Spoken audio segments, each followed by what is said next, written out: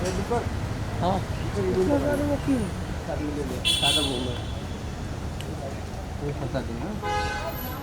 Side में करना, एकदम पूरा भी इधर मत करना। भाई उधर आज करोगे बहुत फिर वो चिल्लाएंगे। हाँ लगता है भाई बहुत बड़ा है ये होगा है ना देखो, इतने लोग औरत लोग के साथ में मतलब तो लिया। वेट वेट, हाँ कुछ उसको किया नहीं रिसेंटली तो उसने भी कुछ बोला नहीं बीच में बंद हो गई मैंने उसको जब बोला कि मैं लीगल जाने वाली हूँ उसने स्टेटमेंट देने बंद कर दिया कुछ कुछ स्टेटमेंट उसने दिए हैं गलत वो क्या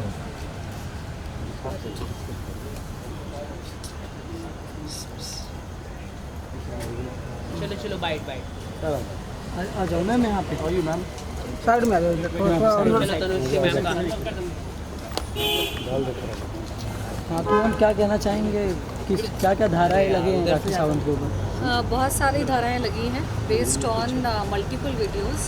तो सारे एफआईआर की प्रक्रिया शुरू हो गई है और अलग अलग वीडियोस में अलग अलग जो उसने स्टेटमेंट्स किए हैं, फॉल्स एलिगेशंस लगाए हैं, outraging women's modesty, humiliating statements जो उसने किए हैं, तो सारी चीज़ों पे अलग अलग धाराएं हैं। वो सारा अभी प्रोसेस स्टेटमेंट स्टार्ट हो गया है।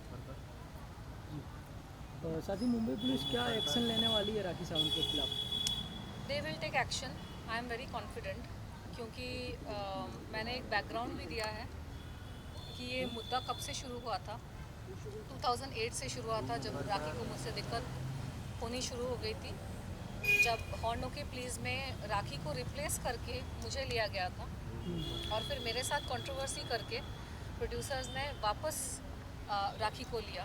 तो उसमें प्रोड्यूसर्स की एक चाल थी कि मेरे नाम पे पब्लिसिटी करके, शायद उनकी पहले से प्लानिंग थी कि राखी को ही लेंगे, लेकिन उन्होंने पहले राखी को रिप्लेस किया मेरे से और उसके बाद मेरे साथ कंट्रोवर्सी करके वापस राखी को गाने में लिया और मेरे सारे चेक्स उन्होंने बाउंस कर दिए। मेरे शूटिंग से पहले ही मेरा एक चेक बाउंस हो गया था, मतलब उनकी सोची समझी साजिश थी, ये कंट्रोवर्सी करेंगे, हंगामा करेंगे ताकि ये सब हो जाए, पब्लिसिटी मिले। मैं ये कहना चाहूँगी कि इस तरह के गलत काम करने ही नहीं चाहिए प्रोड्यूसर्स को, क्योंकि अगर मैं गाना कर लेती, वो गाना रिलीज़ हो गया होता, मैं उस वक्त मेरा एक नाम था, मैंने अच्छी अच्छी फिल्में की थी, मेरी आशिक बनाए बहुत बड़ी हिट हुई थी और दूसरे भी गाने फिल्में हिट हुई थी। अगर वो गाना रिलीज़ हो गया होता तो मुझे भी आगे काम मिलता और प्रोड्यूसर्स को भी फ़ायदा होता, वो पिक्चर रिलीज़ हो जाती। वो पिक्चर आज तक रिलीज़ नहीं हुई है। उस पिक्चर की वजह से मुझे इतना इमोशनल ट्रॉमा, इतना कुछ मुझे झेलना पड़ा। उन्होंने अगर वो कंट्रोवर्सी नहीं करी होती, शॉर्टकट का काम नहीं किया होता कि कंट्रोवर्सी करके तनुश्री दत्ता के ऊपर हम ज़ोर ज़बरदस्ती करके, प्रॉब्लम्स क्रिएट करके, किसी भी लड़की को अगर आप इस तरह से ट्रीट करोगे तो कोई भी एक ईमानदार जो इंसान होता है, सेल्फ रिस्पेक्टिंग इंसान होता है, रिटेलिएट करेगा ही। आप किसी को परेशान कर रहे हो, वो चुपचाप कैसे कोई कुछ चीज़ें ना सहनशीलता के बाहर होती है और कुछ आदमी ऐसे होते हैं जिनकी हरकतें आप नहीं झेल सकते। और नाना पाटेकर की रेपुटेशन हमेशा से ऐसी रही है, उसकी एक सिर्फ मैं नहीं, बहुत सारी हीरोइंस के साथ उसके प्रॉब्लम्स हुए हैं। बहुत सारे एक्ट्रेसेस ने इंटरव्यूज़ में कुछ ना कुछ उसके बारे में बोला है और उसने अपनी छवि बनाई है कि मैं बहुत अच्छा इंसान हूँ क्योंकि मैं समाज सेवा करता हूँ। कोई प्रूफ नहीं है समाज सेवा का, सिर्फ प्रेस कॉन्फ्रेंसेस है कि समाज सेवा करते हैं। आप प्रूफ दिखा के आप बोलिए कि आपने सच में क्या समाज सेवा की है। और दूसरी चीज़, अच्छा आदमी वो होता है जो अपने परिवार के साथ रहे। हीरोइनों के साथ लिंकअप करके, हीरोइनों के साथ अफेयर करने अच्छा आदमी के लक्षण नहीं होते हैं। ये बात दुनिया को पता है, ये बात पूरी मीडिया में फैली हुई है कि नाना पाटेकर के अपने खुद के फैमिली के साथ संबंध ठीक नहीं है। वो अपनी खुद की बीवी और बेटे के साथ नहीं रहते। उसने अपने बेटे को भी इंडस्ट्री में कोई सपोर्ट नहीं दिया है। अच्छा आदमी के लक्षण वो होते हैं जो अपनी बीवी के साथ, एक ही बीवी के साथ जिससे उसने शादी की है, वो शादी निभाए। बीवी बेवा की जैसे रह रही है और हीरोइनों के साथ अफेयर्स की खबरें हर जगह, आर्टिकल आप निकालोगे ऑनलाइन तो ये हीरोइन वो अच्छे आदमी के लक्षण नहीं है। तो जो पब्लिक में उसने अपनी इमेज बनाई है कि मैं अच्छा आदमी हूँ और ये तनुश्री दत्ता मेरे पे एलिगेशंस लगा रही है, वो सरासर झूठ है। अच्छा आदमी अपने परिवार के साथ रहता है, अपने बेटे बेटियों के लिए वो जान तक देने को राज़ी रहता है। इंडस्ट्री के जो हीरो है, प्रोड्यूसर है, वो अपने बेटों के लिए, बेटियों के लिए क्या कुछ नहीं करता है और इसने अपने बेटे के लिए क्या किया है। अच्छा आदमी की डेफिनेशन वो होती है तो इसके आसपास और इसका तो नाना पाटेकर का भाई मन्या सुर्वे था, सबको पता है। मुंबई का बहुत ही खतरनाक गैंगस्टर मन्या सुर्वे, ये बात मुझे रिसेंटली पता चली। 2-2.5 साल से मेरे ऊपर अजीब अजीब चीज़ें हो रही थी। असैसिनेशन अटेम्प्ट हुआ, मेरी गाड़ी के ब्रेक फेल किए गए, एक्सीडेंट हुआ, मेरे खाने में क्या मिला के पता नहीं क्या करने की कोशिश हो रही थी। मुझे समझ ही नहीं आ रहा था मेरे साथ हो क्या रहा है 2018 के बाद, खासकर जब मैंने वो प्रेस कॉन्फ्रेंस में सवाल पूछे नाम फाउंडेशन के ऊपर कि ये फाउंडेशन करती क्या है। इसके नाम पे तो डंका बजता है ना, नाना पाटेकर समाज सेवा करते, कौन सी समाज सेवा की है? गांव को अडॉप्ट किया, उस गांव में जाके देखिए अडॉप्शन में क्या हुआ है। मैं सवाल तो संविधान ने दिया है हर किसी को हक। जिस संस्था को टैक्स फ्री स्टेटस का ओहदा मिला है कि NGOs वगैरह पे टैक्स नहीं लगता, उन पे स्क्रूटिनी भी नहीं होती, NGOs पे इंक्वायरी नहीं होती कि आपके पैसे कहाँ से आ रहे हैं, कितना आप खर्च कर रहे हो। तो एक संविधान ने एक सिटीजन को तो हक दिया है सवाल पूछने का कि आप इतने पैसे आप ले रहे हो तो कहाँ खर्च हो रहे हैं, आप प्रूफ दिखाइए। किसी गाँव में ऑफिस खोल के रखा है नाम फाउंडेशन का, मुंबई में भी होता तो कोई जाके ऑफिस में पूछ सकता है कि आप अपना काम दिखाइए। मैंने सवाल पूछा, उसके बाद मेरे ऊपर ये सारी घटनाएँ घटनी शुरू हो गई। तो अच्छा आदमी वो नहीं होता जो डंके की चोट पर सीना ठोक के बोले कि अरे मन्या सुर्वे तो मेरा भाई था। नाना पाटेकर की यूट्यूब में वीडियोस है जिसने उसने एक गैंगस्टर के साथ अपने खुद के रिलेशंस एक्सेप्ट किए हैं। तो ये अच्छे आदमी होने के लक्षण है? अच्छे आदमी होने के लक्षण क्या ये है कि आप अपनी बीवी को छोड़कर हीरोइनों के साथ आपके अफेयर और लिंकअप की खबरें आती हैं? अच्छा आदमी होने के क्या ये लक्षण है कि आप अपने बेटे को आप इंडस्ट्री में खड़ा नहीं कर पाए हैं? आपके पास इतना पैसा है, इतना पॉलिटिशियंस के साथ उठना बैठना है आपका, आप खुद ही बोल रहे हैं कि आपका इतना बड़ा नाम है, हालांकि पिक्चर पिट जाती है आपकी सारी। हॉर्नो की प्लीज़ पिक्चर डब्बे में बंद थी 2.5 साल तक, उसी की वजह से मुझे हायर किया गया था। रिसेंटली वैक्सीन वार आई, ऐसी बुरी तरह से रिसेंटली पिटी है। पहली बात तो उसका बजट 10 करोड़ भी था कि नहीं मुझे नहीं पता, लेकिन अगर 10 करोड़ भी था, 10 करोड़ की पिक्चर 10 करोड़ रिकवर नहीं कर पाई तो काहे के बड़े स्टार, काहे के बड़े आदमी। आप इतना हवा आप दिखा रहे हो ये दिखाने के लिए कि तनुश्री दत्ता बहुत छोटी है। मैं ठीक है, मैं छोटी हूँ लेकिन मैं ईमानदार हूँ। मैं अपने आप को बहुत बड़ा संत महात्मा दिखाने की कोशिश नहीं कर रही हूँ। मैंने अपने आप को, अपने परिवार को खड़ा किया है। मैं अपने परिवार के लिए कमिटेड रही, उनको खड़ा करके ही मैं अपना संन्यास जो भी मैं कर रही हूँ। आपने क्या किया अपने परिवार के लिए? अच्छा इंसान होने के लक्षण वही है कि अरे बाहर की आप चैरिटी क्या कर रहे हो, इस गांव को अडॉप्ट किया। अरे आपके घर में चैरिटी बिगिंस एट होम। अपने घर के लोगों के लिए आपने क्या किया है और गांव में किया भी है कि नहीं किसी को नहीं पता। ये किया वो किया, किसने? ढूंढो जाके, सच में किया है कि नहीं। और सवाल पूछने पर मेरे पर ये सारे अत्याचार शुरू हो गए, एक्सीडेंट हो गया, क्या कुछ नहीं हुआ। तो पब्लिक को ये जानने की बहुत ज़्यादा ज़रूरत है कि ये मीडिया के ज़माने में कोई कुछ भी बोल सकता है। अच्छा आदमी लड़कियों पे हमला नहीं करवाता। जैसे कि आपने मन्या सुर्वे का नाम लिया, कोई धमकी वगैरह आ रही है आपको गैंगस्टर से? मुझे ऐसे नाम लेकर तो कोई धमकियाँ नहीं आई, लेकिन पिछले 2.5 साल में मेरे साथ ऐसी अजीब अजीब घटनाएं घटी है कि आप मतलब और 2 घंटे निकल जाएंगे इस सब। तो मैं ब्रीफ में बहुत ही संक्षिप्त में मैं इंडिविजुअल इंटरव्यूज़ में इसका वर्णन कर सकती हूँ। लेकिन उज्जैन में 2 बार मेरे ऑटो जो वेटिंग में था उसके ब्रेक और क्लच फेल किए गए। एक बार मेरा एक्सीडेंट हो गया बहुत बुरी तरीके से, बहुत खून बहा। एक मेड को मेरे घर पे मैंने रखा था जो कुछ उसके अजीब से कॉन्टैक्ट्स थे, बहुत सारे झूठ वूठ बोल के आई थी। उसने मेरे खाने पानी में कुछ मिला रही थी जिसकी वजह से मेरी तबीयत बहुत मतलब मरने जैसी हालत हो गई थी। वो एक घटना घटी। फिर एक बार मुझे किसी जगह पे धोखे से ले जाने की कोशिश की गई और वहाँ ले जाके मेरे साथ पता नहीं क्या करते हैं, लेकिन वो मैं समझ गई कि सेटअप है, सुपारी है, तो मैं वहाँ से हट के निकल गई। ये सारी चीज़ें, अलग अलग फ़ोन कॉल्स आना, धोखे से मुझे इम्पर्सनेशन करके मुझे फंसाने की कोशिश करना, मुझे पागल प्रूफ करने की कोशिश करना, कमेंट्स करके, वीडियोस बना के, आर्टिकल्स छपवा के कि ये, क्योंकि मैं अध्यात्म से जुड़ी हूँ तो मेरी जीवन शैली नॉर्मल इंसान से अलग है। जो अध्यात्म से जुड़ा है उसका मार्ग ही अलग है। मैं मीडिया में इसलिए हूँ क्योंकि मैं यहाँ पे कल्याण करना चाहती हूँ और मीडिया मेरा फील्ड है। तो अलग अलग चीज़ों से मुझे प्रूफ करने की कोशिश कर रहे थे कि ये, ताकि जब मेरा मर्डर हो तो ये सुसाइड प्रूफ कर सके। खाने में चीज़ें मिला दी ताकि जब मर्डर हो तो ये प्रूफ कर सके कि अरे ये तो बीमारी से मर गई या हार्ट अटैक से मर गई। एक हेल्दी इंसान को अगर आप गलत दवाइयाँ मिला के खिला दोगे ना तो इंसान ऐसे ही मर जाएगा। तो ये सारी चीज़ें मेरे साथ हुई, लेकिन भगवान है ना, वो वो इन शैतानों से कहीं बड़ा है। और जिसने भगवान ने डिसाइड करके रखा है कि ये तो ज़िंदा रहेगी, तो कोई मेरा कुछ बिगाड़ नहीं सकता। तो अब मैं एक्शन, एक तो मुद्दा शुरू हुआ है राखी का, वो उसी मुद्दे से कनेक्टेड है, क्योंकि मीटू मूवमेंट के टाइम पे राखी, FIR दर्ज हो गया है ना राखी सावंत के ऊपर? वही प्रक्रिया चल रही है, वही प्रक्रिया चल रही है। अभी हुई अच्छा नहीं मैम, फाइनली मैम आप मानती हैं कि जो भी जितने भी अटैक्स हुए आप पे, जो भी आरोप लगाया है, जैसे कि आर्टिकल्स की बात करें तो सभी नाना पाटेकर के थ्रू कराया गया, क्योंकि कहीं ना कहीं उन्हीं का नाम आ रहा है आपके? मेरे और तो कोई दुश्मन है नहीं, मैं वैसी तो हूँ नहीं राखी सावंत के जैसे कि हर साल किसी नए इंसान को लेकर उस पर एलिगेशन लगाना शुरू कर दूँ। मुझ में उतना संयम है और क्लैरिटी है। मैंने इतनी सारी पिक्चरें की। कभी आप लोगों ने सुना कि मेरे किसी सेट पे झगड़े हुए हैं? कभी आप लोगों ने सुना कि किसी हीरो के साथ मेरी फ़ाइट हुई या किसी हीरोइन के साथ मेरी फ़ाइट हुई? मैंने 16 फिल्में करी हैं, मेरी फिल्में हिट गई है। मैंने 5 साल मैंने जम के काम किया। मैंने हंड्रेड्स ऑफ स्टेज शोज़ किए हैं, मैंने इवेंट्स किए, ब्रांड्स का काम किया। कभी आपने सुना कि कहीं मेरी झड़प हुई, मेरी कहीं फ़ाइट हुई? मुझे जहाँ पे जिससे साथ तकलीफ़ हुई, मैं तो उसी मुद्दे पे आज भी अड़ी हूँ। मैं हर रोज़ हर साल नए नए लोगों के ऊपर एलिगेशन तो लगाती नहीं हूँ। मैं ईमानदारी से काम करती हूँ, चुपचाप। जिन लोगों ने मेरे साथ काम किया है, अच्छे से काम किया, आप उनको जाकर पूछो मेरी रेपुटेशन कितनी अच्छी है। इस नाना पाटेकर ने, इस राखी सावंत ने मेरी रेपुटेशन की धज्जियाँ उड़ा दी ना। मुझे यहाँ काम चैन से काम करने दिया।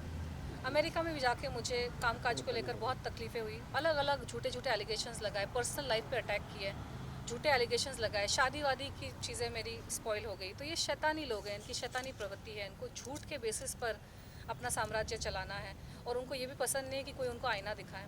ये प्रताड़ित करेंगे सामने वाले को और चाहेंगे कि सामने वाला प्रताड़ित हो जाए और चुपचाप सह ले। अरे भाई क्यों सहे? भगवान ने पैदा किया है, धरती पे लाया है, ईमानदारी से अपनी रोटी कमाती हूँ, किसी के बाप का नहीं खाती मैं। मुझे चैन से जीने दो, मुझे चैन से काम करने दो, बस यही मेरी इच्छा है। न मेरी कोई एम्बिशन थी कि मैं कोई महारानी बन जाऊँ। परेशान भी करेंगे, कंप्लेन भी मत करो, कुछ बोलो भी मत। क्या है यार, क्या हो रहा है यहाँ पे? अच्छा तनुश्री मैम, एकाएक क्या बात हो गई जो कि 4 साल के बाद तनुश्री दत्ता जाग गई और कंप्लेन करने आ गई? इसके पहले क्यों नहीं कंप्लेन की नाना पाटेकर के खिलाफ इस तरह की? नहीं, जागने की बात नहीं है। नाना पाटेकर के खिलाफ तो 2018 में ही कंप्लेन मेरी दर्ज हो गई थी। तो ये नाना पाटेकर मूवी को लेकर हाँ, ये जो कंप्लेन जो है ये राखी सावंत पे, नहीं राखी सावंत का ये कंप्लेन है। नाना पाटेकर का कंप्लेन 2008 में भी दर्ज हुआ था, FIR, जिसमें पुलिस ने कार्यवाही की नहीं थी और पुलिस ने उसको ठीक से किया नहीं था। इसे 2018 में वापस से मैंने उस चीज़ को किया और वहाँ पे भी प्रेशर में आके बहुत मेरे विटनेसेस को डराया धमकाया गया और विटनेसेस को यहाँ वहाँ किया गया। राखी सावंत का जो मामला था, 2018 में मेरी तबीयत बहुत बिगड़ चुकी थी मीटू मूवमेंट के टाइम पे, क्योंकि इतना मुझ पे एक साइकोलॉजिकल प्रेशर आ रहा था और मुझे US वापस भी जाना था, क्योंकि यहाँ से तो लोगों ने परेशान किया, तो वहाँ पे मेरा काम वाम था, मुझे वापस जाना था। तो अब जब मैं वापस आई हूँ और अब मेरे पास वक्त है, क्योंकि आप समझ सकते हैं कि मुझे तो देखने वाला कोई नहीं है ना, मेरे आगे पीछे कोई नहीं है मुझे देखने वाला, तो मुझे तो अपनी रोजी रोटी कमानी पड़ेगी ना। मैं यहाँ बैठी रहूँ, ये सब कोर्ट कचहरी के चक्कर करती रहूँ, मुझे यहाँ रहने नहीं दोगे, यहाँ जीने नहीं दोगे, यहाँ काम नहीं करने दोगे। भाई मैं जहाँ पे हूँ वहाँ पे तो मैं काम करूँ, कुछ करूँ, अपना जीवन का आगे बढ़ाने की कोशिश करूँ। तो हमेशा पॉसिबल नहीं होता है कि हर चीज़ को तुरंत कर देना। और राखी सावंत जैसी जो लोग होते हैं वो जितनी गंदगी कर देते हैं ना, सामने वाला इंसान इतना धक्के से शॉक हो जाता है कि सामर्थ्य आपका टूट जाता है कि आप डील कैसे करें। अभी तो मैं वीडियोस देखने को मजबूर हो गई हूँ, क्योंकि FIR के लिए पूरा डिटेल देख कर आपको सेकंड बाय सेकंड बहुत वो करना पड़ता है। मैं 2 दिन पहले भी मैं रो रही थी कि कोई इंसान आके इस तरह के एलिगेशन लगा के सारी ज़िंदगी यार ईमानदारी से काम किया, इससे अच्छा तो बेईमानी हो जाता है। क्यों ईमानदार रहे कोई इस देश में? क्यों कोई तरीके से रहे? जब चोर उच्चकों को इज्जत देते हैं, चोर उच्चकों के सामने दुनिया अगर झुकती है, झूठे लोगों का बोलबाला है, कोई भी आके कुछ भी करके चला जाएगा, तो हम क्यों ईमानदार रहे? हम भी झूठे बन जाते हैं, हम भी बेईमान बन जाते हैं, हम भी चोर उच्चके बन जाते हैं, हम भी डकैत बन जाते हैं। अगर उस तरह के लोगों को ही संविधान प्रोटेक्ट करेगा, मंत्री महोदय का मंत्री लोगों के साथ उठना बैठना, सारे गुंडे चोर मवाली, और जो ईमानदार इंसान होता है तो ईमानदारी से मेहनत में मजदूरी कर रहा होता है। क्या करे इंसान बताओ? और फिर अगर एक वक्त भी आता है कि चलो फ्री है अभी अब कर सकते हैं, तो अब सवाल पूछते हैं कि अभी क्यों? अरे कब करें? इंसान में जब क्षमता होगी, जब समय होगा अपने काम काज को छोड़ के, तभी इंसान एक्शन लेगा ना। Thank you. Thank you madam. Thank you. दीपक दीपक दीपक पकड़ पकड़ पकड़ आइए सब लोग। एक और चीज़ है, 2018 में मेरे ऊपर इतना प्रेशर था ना, साइकोलॉजिकल प्रेशर, सारी चीज़ों का प्रेशर, इतना बड़ा मूवमेंट हो रहा था, मुझे उस वक्त राखी से नहीं भिड़ना था। आप वीडियोस को देखो, इतना उसने गंद मचाया है, उसकी अग्रेशन जो है ना, मैं मैच नहीं कर सकती। मुझ में वैसी वाली अग्रेशन है ही नहीं। मैंने तो प्रेस कॉन्फ्रेंस में पूछा भी था, कौन सा घोड़ा पीती है बहन, मेरे को बता दे। इतना लड़ने की जो उसमें अग्रेशन है, हर रोज़ तो ओशीवारा पुलिस थाने में आके उसके कितने उसके हर साल हस्बैंड को जेल भिजवाना, ये कैसे करती है? मैं कैसे compete करूं यार ऐसे लोगों के साथ? ये जो शैतानी और जो दैत्य वाली जो शक्तियां हैं ना, मुझे शायद थोड़ी और कुछ साधना करनी पड़ेगी इन लोगों से लड़ने के लिए, शक्ति प्राप्त करने के लिए। मैं अभी कुछ दिन पहले भगवान से बोल रही थी कि अब मुझे ना शक्ति दो, लड़ने के लिए शक्ति दो। मैं थक जाती हूँ। मैं हफ्ते भर पहले मैंने प्रेस कॉन्फ्रेंसेस किए, इंटरव्यूज़ किए, मैं पिछले एक हफ्ता पूरा मैं थकी हुई थी, बीमार हो गई थी, थोड़ा सा उठ नहीं पा रही थी, ज़्यादा शक्ति नहीं थी। मैंने अपना कुछ किया, अपनी साधना शुरू की। अब थोड़ा सा एनर्जी आया है, FIR करना है तो ये मैं कर रही हूँ, ये प्रक्रिया इसकी है, करनी पड़ेगी। और मैं चाहती हूँ कि इस तरह के लोगों को पब्लिक तोल देना बंद कर दे, क्योंकि पब्लिक इनको जाने देती है, इनकी कॉमेडी में आ जाती है, लेकिन कॉमेडी की आड़ में आप किसी की ज़िंदगी ख़राब कर रहे हो, ये सही नहीं है। इंसान इंसानियत छोड़ देगा, अपनी ईमानदारी छोड़ देगा जब यंग जनरेशन देखेगी ना कि इस तरह के लोग कुछ भी करके निकल जाते हैं, ये सही नहीं है। अच्छा, क्या क्या कंप्लेंट्स में क्या क्या चार्जेस लगेंगे? देखिए, तनुश्री जी के बारे में मीडिया में, न्यूज़ चैनल में जो बोला गया है, उनके बारे में अभद्र भाषा में जो अश्लील जो वक्तव्य किया गया है, उसके बारे में हमने शिकायत दर्ज की है। उसकी अभी सब प्रक्रिया चालू है। अभी हम सारा डिटेल अभी डिस्क्लोज नहीं कर सकते, क्या क्या हो रहा है क्या नहीं हो रहा है। सारे वीडियोज़ वगैरह हमने आज जमा किए, उसका पंचनामा हो चुका है वीडियोज़ का, और वो सारे वीडियोज़ हमने पुलिस स्टेशन में जमा किए हैं और ये प्रक्रिया चालू है, अभी जारी है, कल तक जारी रहेगी। और कल आपको इसके बारे में फाइनल जो FIR के बारे में कल आपको जानकारी मिल जाएगी।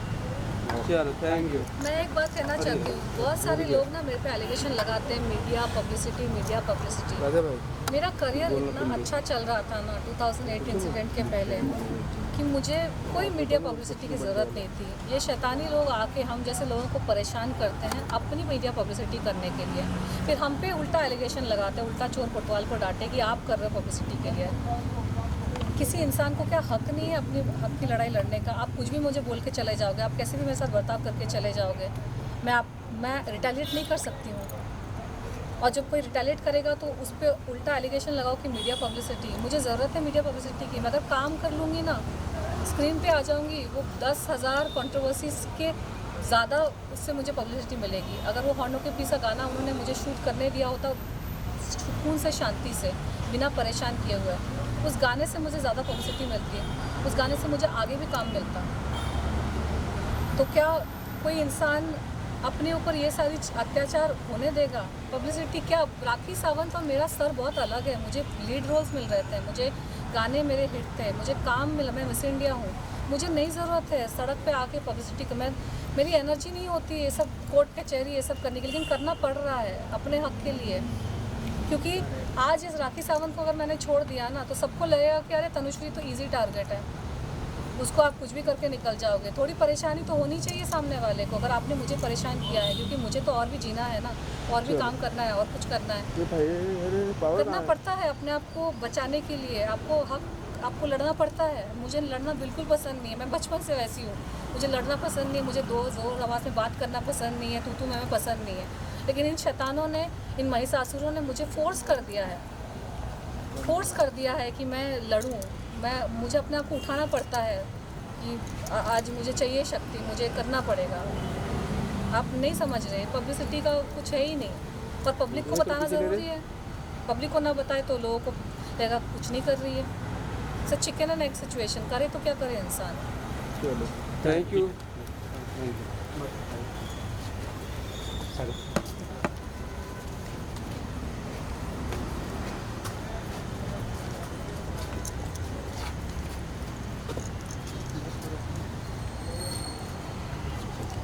मैम इधर आइए, छोटा उधर ही क्या फोटो मैम आइए